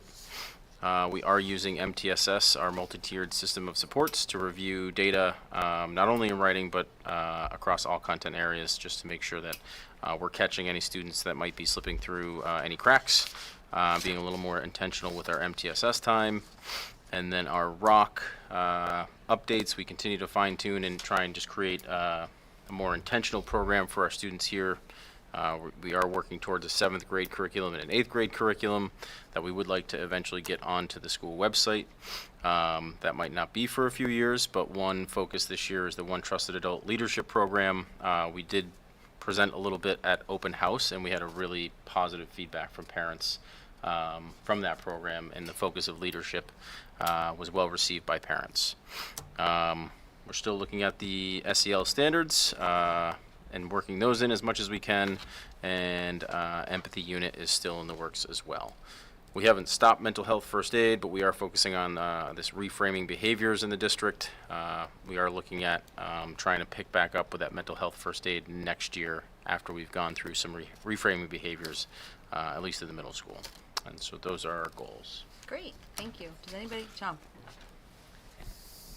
Is there any information about the impact of some of the lockdown trainings and things on student anxiety levels and things of that nature? I'm just wondering, because we do all this work to try and cut anxiety. I'm wondering to what degree are we elevating it in these training activities? I will. You want to go for it? Sure. Okay. I do think with certain populations of our students, we do elevate it. I think there are a group that we are aware of that maybe don't react well to fire drills as an example, and that's a traumatic experience. So when now you're mandated basically once a month, you're going to do something that's related to safety, which is great from a habit-forming procedural piece to be ready if something, God forbid, something happens. But there is a certain population, when we complete the drill, we have to process with them, we have to work with them, but at the same time we see that difficulty, we look at it through the long-term lens, and that's something they're going to have to cope with through the rest of their lives because of fire alarms in houses or things that go wrong. So it's something we deal with on a more regular basis than 10 years ago, than 5 years ago. But at the same time, I think long-term, I think we're setting up students who have that difficulty to be more successful in a work environment where, again, they'll have some sort of procedures, maybe not as frequent as we do, but the same type of procedures. And we may already do this, but are there any programs that present the training in the broader context of taking control of your environment, so that instead of it being fully just reactive to an emergency, the idea that emergencies are going to happen, and what we're doing is teaching you how to respond in a way where you have control of your environment? I think I would say for the majority of our population, Yeah. that's exactly what we do. Mm-hmm. But there is and I'll say it's a significant amount of our population where that is one of their difficulties because of their educational needs, that we create an uncomfortable situation. But I think what has made me become more aware of the positives is the growth of being able to watch children who were in our elementary schools, who now are in the middle school and high school, who cope with it much better. I'm not saying it's still not difficult, but their coping skills are far greater than they were when they were in third and fourth graders. Thank you. It was funny reading the items juxtaposed, and you say, okay, we're doing this and we're doing this, and they seem to be the antithesis of one another. Yeah. So the writing course, refresh my memory, that's for students with educational needs, right? It's not all Correct. students, right? Yep. Okay, thank you. And I Any will other- say, Tom, just in terms of how we're approaching the drills with students, we are, it's not a surprise drill with especially something to this sensitivity with a avoid, deny, defend, and it being such a big change for our district. We've made announcements, we've notified parents for evacuation drills. We typically notify early on in the year, and then to get a full-on real drill to prepare for, we start to make less announcements for students. So we try and educate them, prepare them, and deal with some of those emotions that go with it, and do our best to break down those big drills in a way that kids in middle school can really digest and understand. Are there conspicuous absences on the days that the drills are going to take place? No? Well, that's good. Yeah. Great. Thank you, Patrick. Thank you, Any of other course. questions for Patrick on the goals? Okay. Moving on to Tim. All right. My hope was that I was going to be able to provide, like I do every year, a hard copy of the school profile. We did print. Unfortunately, I don't have those hard copies here today. I'll bring those next month. But I would like to bring your attention to just a couple points within the school profile for 24-25. We added a few things this year. We looked at it through the lens that we have admissions counselors reviewing applications and reviewing our data. We wanted to include some information that's either new or that we feel embodies our school and our graduates a little bit more wholly. So we included the Latin Honors, a little bit more description of what Latin Honors is, and then the percent of our students who achieved that academic honor in the class of 2024. I want to highlight our percent of students taking the AP tests, scoring a 3 or better, was up at a 94% last year, which is the highest it's been in quite some time. So our students continue to achieve at the highest levels. Our SAT scores, so this is the class of 2025, so this is our current seniors who took the SAT last year during the school day assessment in the spring. Again, scoring well above the state and international, U.S. and international averages in both math and ELA. I want to bring your attention to, on the third page there, we made some adjustments. We included a blurb about our advisory program. We feel like, again, that describes our school and the experience our graduates have had upon graduation. So we wanted to include a little bit more language there, rounding out our well-rounded education that we provide our kids. And those are, while there are other adjustments and edits here or there, those are the highlights that I did want to bring your attention to. And like I said earlier, I will bring hard copies for the board next month once we receive those back. All right, I want to bring your attention to, we did receive a donation from the Hollis Historical Society in the amount of $500. I approved that according to policy KCD. And that's for our archaeology class. Mr. Matt McFarland continues to do some exciting work with that new class, and actually it's tomorrow. Tomorrow we have the director of Maker Labs from Brandeis University coming to host an in-school field trip where he's going to be doing some demonstrations with some advanced tech, including some drones that scan down into the Earth's crust below surface. So it'll be an experience not just for our first semester students, but also our second semester archaeology students. We excused to take part in this very exciting opportunity tomorrow. And Matt's use of those funds are for much more traditional equipment and actually a dig site that we have on property. So very happy, very proud of the work that Matt, Mr. McFarland is doing with that group. Like Patrick, I did include a building goal here. This goal was developed by our advisory leadership team, and very simply and succinctly, we targeted the connection that we were looking to build between both our students and a trusted adult, as well as peers within the advisory program that we're getting off the ground here. So I included the language there. Please feel free to read at your leisure, but the basic, most essential component that advisory leadership team felt was building that connection between the trusted adult and the peers within the advisory. Last month, I notified the board of 3 students who qualified qualified as national merit semifinalists. This month, I'm very happy and proud to announce that we have 5 students who are recognized as commended students for their performance on last year's PSATs. Congratulations to Finn Brown, Anuya Chalakapati, Addison Marchant, Jacob Parada, and Abby Wallace for their exceptional academic promise demonstrated in the PSATs last year.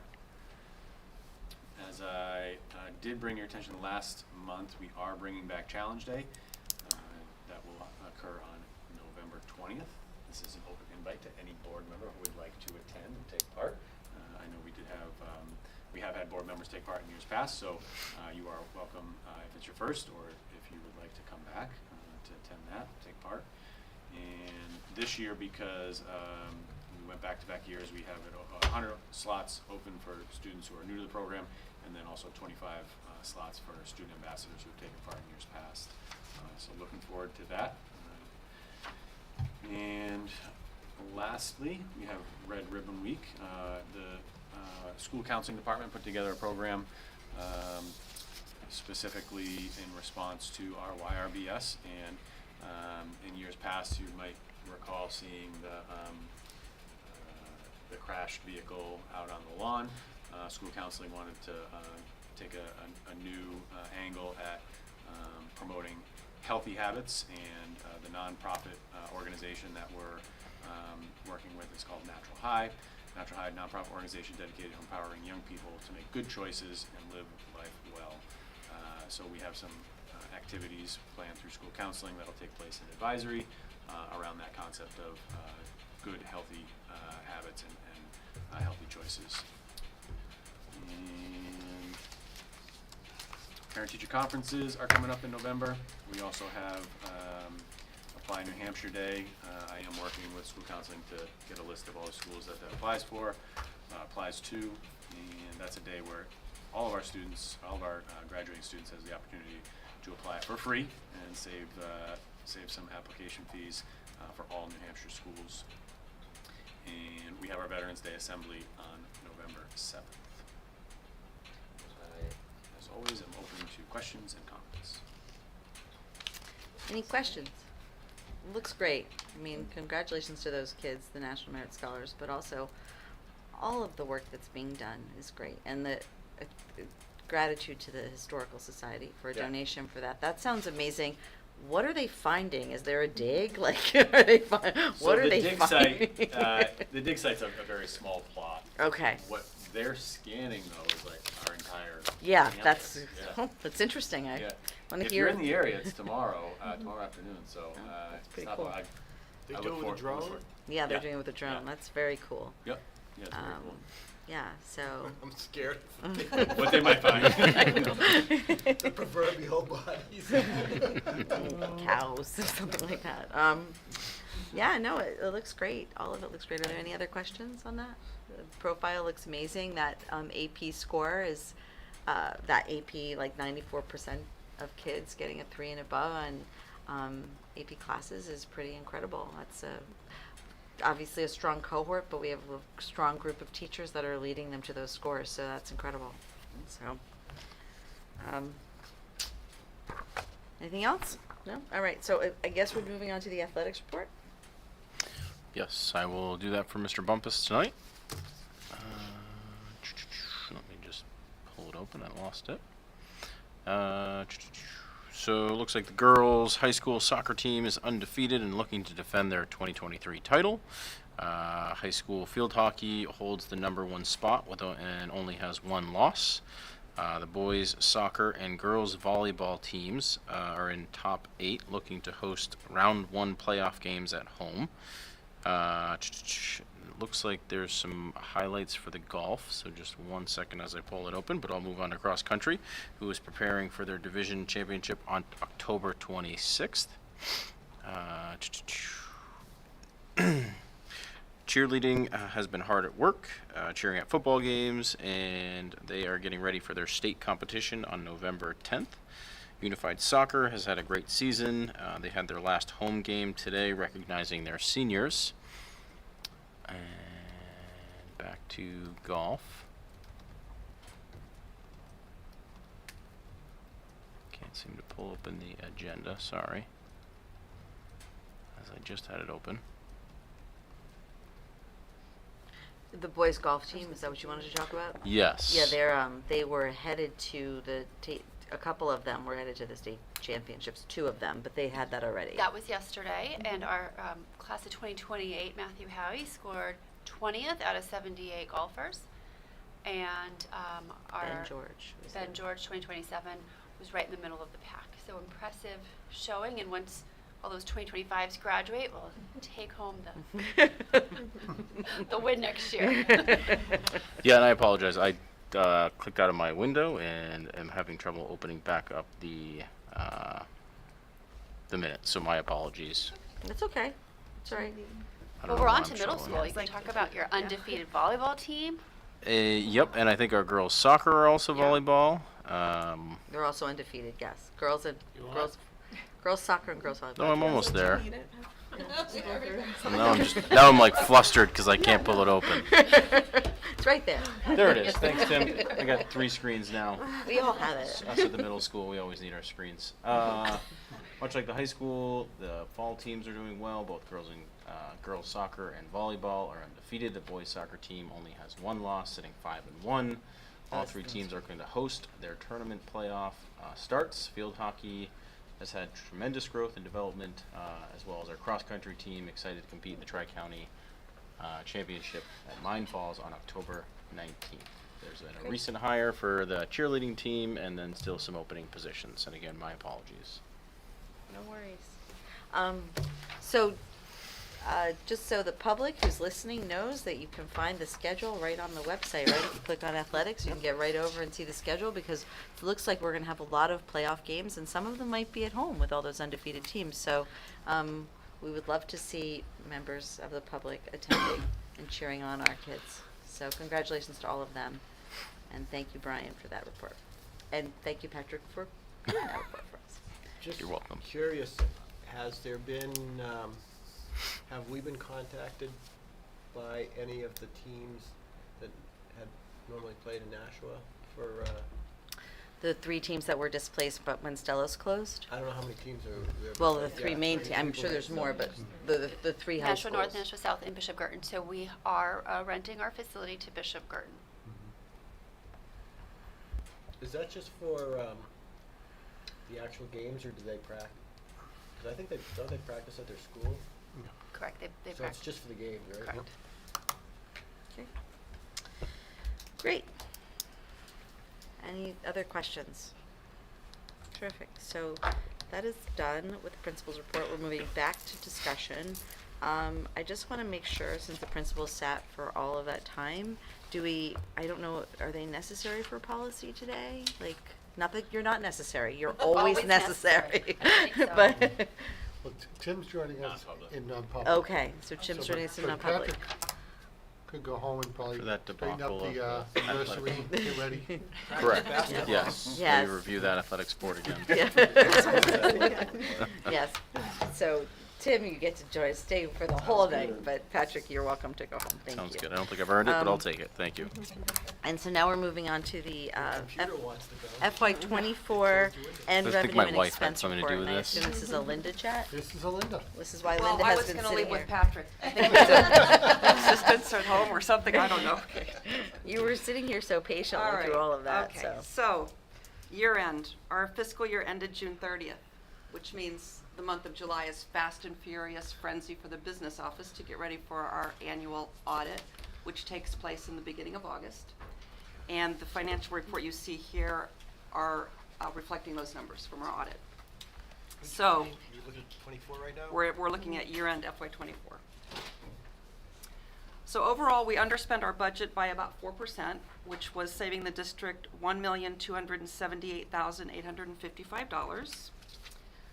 The 3 key drivers to that, first and most importantly, was the savings in special education. We had savings in contracted out-of-district services and transportation. In regular education, we had hiring savings in unfilled positions with corresponding savings in taxes and retirement. And then we also did not need to use our $125,000 contingency fund, which we have in our budget. On the revenue side, we exceeded our revenue budget by $264,448. Most of that was coming from our food service revenue, which exceeded our budget by $216,000. We also had grants exceeding the budget by $53,000, and we have not budgeted for bank interest, but that brought us $85,000 in FY '24. So, if we add our expense and revenue balances together, we have an unreserved fund balance of $1,543,304. Then, based on what was voted on in our annual meeting in March, we will hold back $300,000 to fund the maintenance trust. $125,000 again for the contingency fund, and $460,000, which the board voted on in August for the retained fund balance. After subtracting those amounts from the unreserved fund balance, it leaves us a balance of $658,304, which would be the amount coming back to the taxpayers as a reduction in tax rates. Well, So that's good that's news. what I have to say about FY24. Are there any questions? Or That sounds very positive and lovely, Excellent. and thank you for all of your hard work and your Well, team and you're welcome. all the folks who make sure we are under and not over budget. I appreciate There's that. a lot of Thank you. people who are involved in that, and A that's lot of people. It's a Right. teamwork. It's great. Okay. Shall I move on to first quarter? Would that be number 5? Yes, yes, okay. Okay, so I did this report as of October the 8th. Check this one out. It's very early in the year, I'll remind you, and as you know, these are early predictions. To predict where we're gonna end on June 30th is still early. A lot can happen. But as of right now, I wanted to preface that we have a deadline of September 30th for the schools to submit all of their encumbrances and purchase orders. And when I looked today, we were at about 1,000 purchase orders in co-op, is where we are right now. But most everything that the schools are planning to spend without emergencies happening, we're there now in this report. The most significant savings we're anticipating are coming from, again, this year, hiring savings and vacancies, special education tuition expense savings, and in the facilities line, we were able to purchase some of the FY25 budgeted items in FY24. So that's saving us money there. So right now, overall, we're projecting a savings of $718,000 out of the approximately $31 million budget. And then in addition to the savings from our expenses, we have an additional $49,000 in unexpected revenue coming from tuition of students paying to come into our district and bank interest again. So the bottom line here is after adding our expense and revenue balances together, that gives us an unreserved fund balance of $767,851, which is enough to fund the, again, maintenance trust, retained fund balance, and contingency fund. After taking those dollars out, we have a projected fund balance of $2,851. So right now, we're not seeing any problems. The budget looks like it's gonna work for us this year, and are there any questions about FY25? 1,000 purchase orders, that's not a lot. No. That's crazy. Are there any comments or questions? $300,000 for the maintenance trust, has that been a amount we've been repeating? Yeah. Pretty much it's been consistent right at that threshold. And the 340 drops, does that drop back to the 2%? It does at this time, and then, That's 2% of the estimate, Yep. approximately. yep.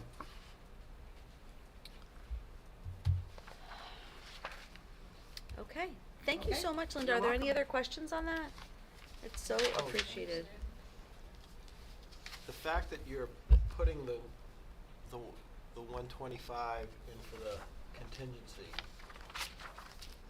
has the existing 125 been encumbered?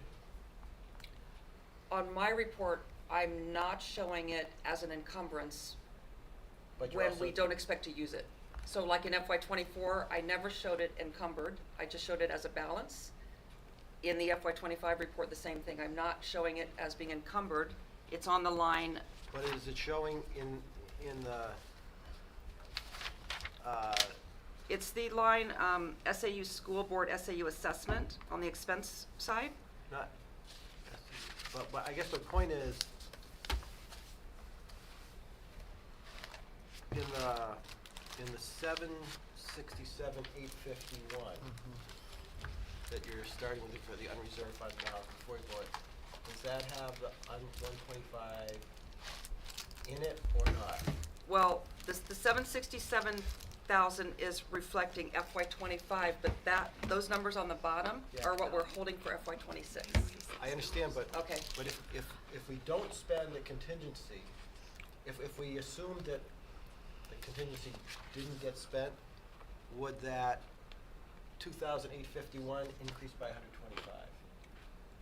No, the 125 is in the 767, 851 as being not encumbered. Oh, okay, that was what Yeah. we were getting. Right. Thank you. Okay, great. Thank you so much, Linda. You're welcome. We appreciate it. I don't believe that we need you for anything else, but we love having you, and you're welcome to stay. Great, I can catch up with Patrick quickly. Budget committee update from Tom. I mean, we kind of had the budget committee here, so. Yeah, Was there a couple- anything else? Couple of things I just wanted to mention to you.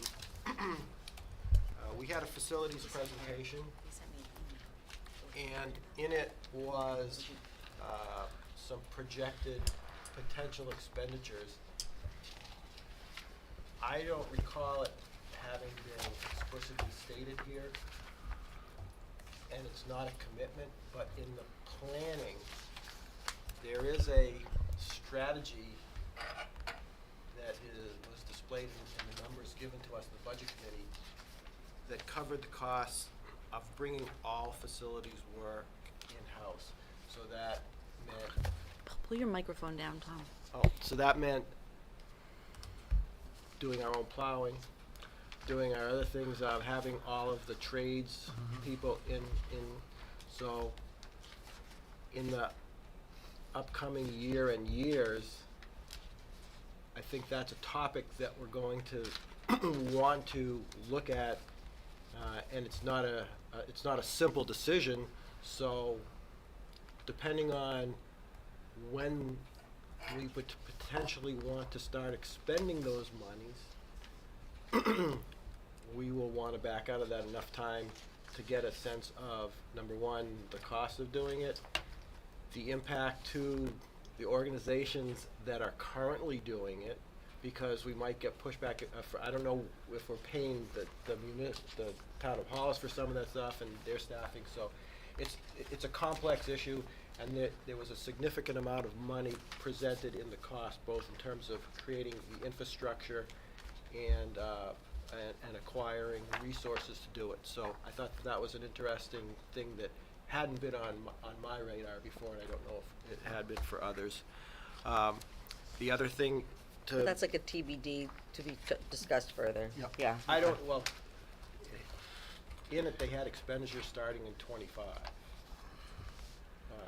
Calendar, the 25, 26 period. So it could potentially be showing up, some of it could be showing up in the This year's budgets that's being prepared now. Okay. The other thing is, if you haven't already been contacted, apparently Tom Guillen is going to be contacting the board chairs to get some idea of what the future long-term debt strategy is, because the Hollis Budget Committee is trying to understand who's not going to be spending money so that maybe Hollis can spend money. Okay. So, this whole thing I about haven't heard from him. with the bonds Yep. dropping off. I'll And need some then help with that, Ann. the last thing is that we're going to be having, they were having the first meeting of looking at the SAU budget. We did get some look at that, but it sounded like there was going to be a request to adjust the SAU budget. Was that discussion reflected in, Gina, what you presented? The note that I have was that there was personnel changes to get us close to a flat budget, but there was a request to adjust for a 4% increase. Ooh, there wasn't much information about that. No, I have not heard of a request to amend the SAU budget. The SAU budget subcommittee met and then seemed to be happy with the budget that was presented, that I presented last week at the SAU meeting. Was it 0.8%? It was 0.8%. Like I said, right before that meeting, we got the health insurance rates, so it's gonna go up a little bit. Well, actually, it went down to It's 0.5% actually- because most of our people are on the. In the 80/10, SAU? Okay. and All right, it so, went down. so what's, Okay, Yeah. so ignore that last one. I think it gets superseded by what you said, the SAU board. So that's it. Great, thank you so much. You're welcome. Okay, next on the agenda is the facilities update. Rob isn't here. He did send me an email, but I'd be happy to just have somebody else. Sure, no, I'm happy to speak to it. So we met, we decided that there's a lot of work that needs to take place. We're going to increase the frequency of our meetings. Our next scheduled meeting is more of a work session for a couple hours. We really want to dig down into all the details of setting a priority list of all the items, so that if we needed to reduce the total dollar amount on the proposed, whether it's a bond or a lease, so that it comes in sort of level funding from the bond that's dropping off. So it looks like we would have to remove a couple projects. One of those projects that was, I would say, lowest priority is the solar discussion, but that certainly presents long-term savings. So even though it's a low priority, does it make sense to do it, especially with the rebates that are available now and potentially not in the future? So, like I said, we're looking toward a 2-hour work session to get more details back from our consultant. Tom, do you want to add to that?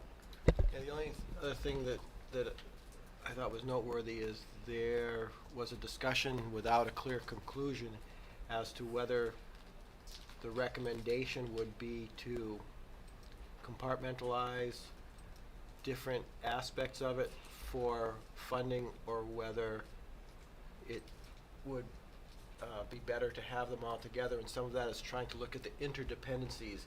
Can you do one without another? And they didn't have a clear understanding of which ones you had to do in order to do the other. So Are you some of thinking it will like be two warrant articles, like one for well, for instance, one the part of the question is, project and there's stuff another? for Is that what you're boilers, thinking, or there's stuff one? for air handlers, there's stuff for solar, there is stuff for LED lighting, and it was unclear. Ultimately, it'll be our decision Right. as to how we present them, but the group would like to give information to the board, complete with a recommendation of how they be grouped if being broken up. Right. And I'll just add a little bit clarifying thought. Another discussion was in the high school when we did the dehumidification. We did strategic areas, so we didn't have to do every last area of the high school, but the idea would be with doors open, you got that dehumidification to travel throughout the building. And so could you do a similar thing here where you're having it travel throughout the building without necessarily redoing every last piece in terms of the interdependence? So you guys are planning to meet in October for a 2-hour work session 22nd.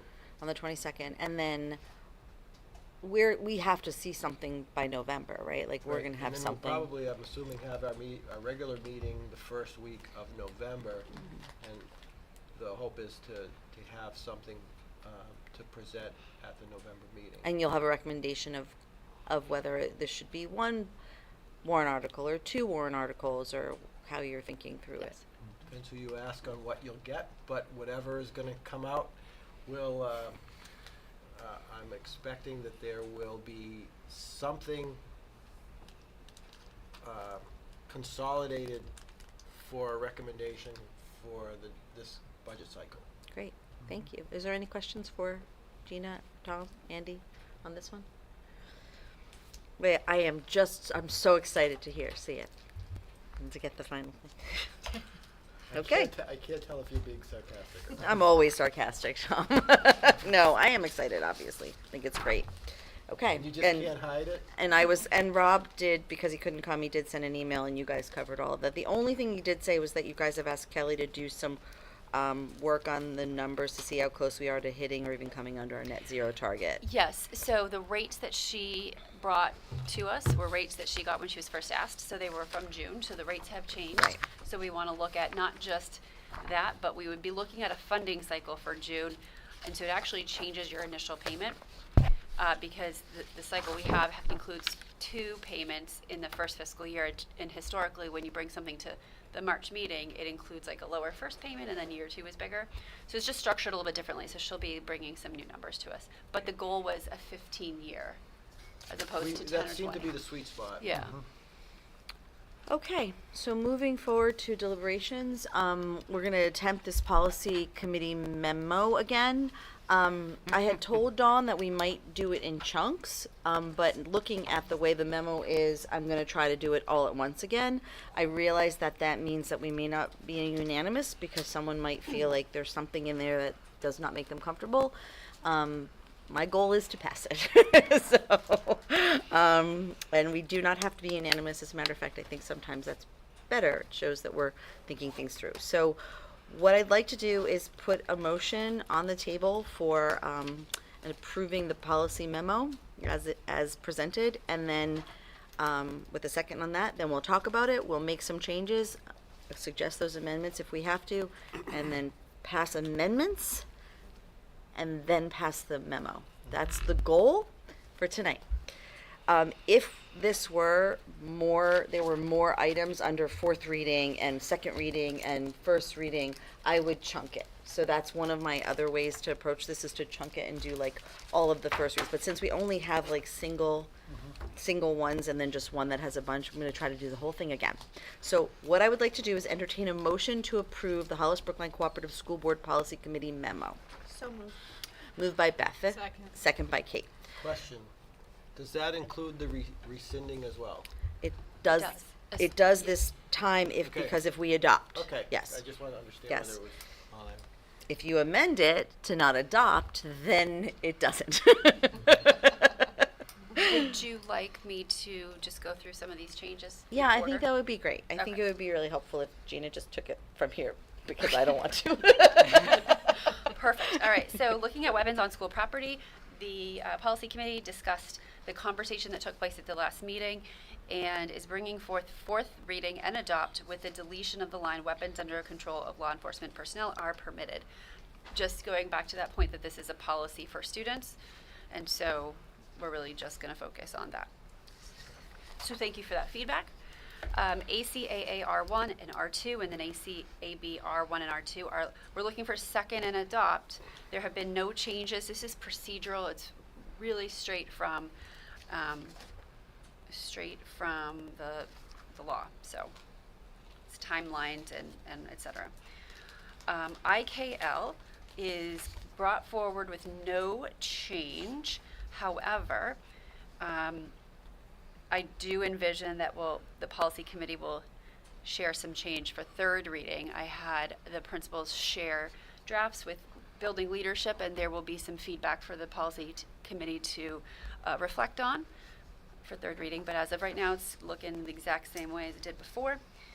And then we see EBCH, Hazardous Chemical Safety Provisions and Hygiene Plan. So we have a hygiene plan in place. This is just a new requirement that we have this chemical safety policy and then an associated hygiene plan. So that covers your science and your custodial chemicals. And then, as we mentioned, last year's procedural documents based on ACAA and ACAB, we're looking to rescind, assuming we move forward with the adoption of items 1 through 4, as these ones are now outdated. So, thank you for that quick summary, Gina. Is there anyone who has any questions or comments or would like to make any amendments at this point? I don't see anyone. Fine, Tom. Well, my first comment, until Gina started talking about stuff, was going to be, I'm going to shock you all and say I don't have any comments. Oh, great. But Gina, you shouldn't have talked. I have a question about the EBCH. Yep. Are there procedures that accompany that? Yes, and sit tight for when the budget comes around, because you're going to see a stipend associated with the procedures of maintaining this. So this is something that when I was a teacher in Massachusetts, I was formally trained and became the Chemical Hygiene Safety Officer for Concord-Carlisle Regional School District. And when I came here, we didn't have that, and so I did it because I felt it was the right thing to do for safety and et cetera. And then when I left, wasn't doing it anymore. And so over time, the science department chair at the high school has taken that on independently, and then has branched out and helped us out with our middle school, and then has branched out and helped us out with all 4 of our elementary schools. And at some point, he's likely to retire. And I really wanted to kind of fund the work that he's doing to make sure it doesn't drop off, because now we're legally required to do it. Before, it was just the right thing to do for safety of students and staff. So you'll see some stipends coming forward. Is that where publication and access to SDS Yep. things are? There's that. There's having the location of everything. So if there were to be No, some I was just yeah. curious because I've had to deal with this stuff in an industrial environment, and this is great at top level. I was just assuming there was more to it. Well, there's Yeah. a plan, and There's in a the plan, plan, and it right. includes, he goes to every single school and tests every single safety shower and every single eye wash station and makes recommendations to the principal and the building maintenance supervisor for any updates or improvements to our safety equipment. When does this person do it? Before or after his school day. Which is why you're requesting a stipend for it. Correct. Yeah, and it doesn't, in the policy, it doesn't have, the board doesn't approve the plan. The plan is reviewed by the superintendent, Yeah, no, I But- was just or curious. their You- designee. Will that become a reference document to this policy, however? I think it should be, just so that people know, reading the policy, know what to look for to find the procedures, however they're contained. Okay. So we can take that feedback to the next policy meeting and see if we want to make sure we have a reference. Okay, so, no more questions. All those in favor of the memo? That's 6-0. Yay! That's how it's done. Thank Did all you. the heavy lifting last month. Yes, we did it last month. Okay, so, I need a report out from the process observer. Well, geez, we're, 4 minutes early. we are, 4 yeah, minutes early. we are under thing, even though we spent 70 minutes, on our annual meeting stuff, but that's okay, we need to get that done. And 15 minutes on year-end reports and committee reports. And I think Just it's a see. record 10 minutes What is it? on the policy. So I think we blew a record today. But I think it was a good meeting. We got a lot of good discussion, and it was nice to have Drew here and the budget committee to get some feedback. Thank you, Krista. Okay. Are there any comments on the process observer reports? Okay. No, moving on. We do have a non-public, and for the public, we will be going into non-public. We will come out of non-public, and we will adjourn. So, I need a motion by member that the board by roll call go into non-public session pursuant to RSA 91-A:3, Part 2, letter C, to discuss a matter which, if discussed in public, would likely affect adversely the reputation of a person other than a member of the body or agency itself. So moved. Moved by Beth. Second? Second. Second by Kate. I need a roll call vote on this. Tom, Krista, aye. Holly, aye. Kate, aye. Cindy, I. Beth, aye. Okay, so we are now in non-public at 8:07. we staying here or we moving? And that was a 6-0 Joe, do vote. you have a key to, Joe, do you have a key to? I might, let me check. 'Cause